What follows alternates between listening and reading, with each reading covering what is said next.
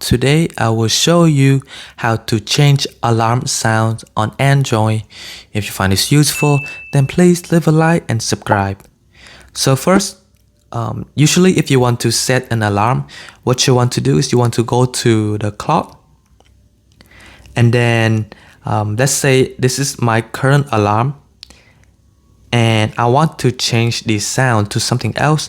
I'm gonna click on the alarm sound, and here click on any of the sound available. So you can choose any of these sounds to change to, but this is how you would be able to change it. After that, it will automatically save, and once you go back, the sound will be changed to what you just pick. This is how you would be able to change the alarm sound for your Android.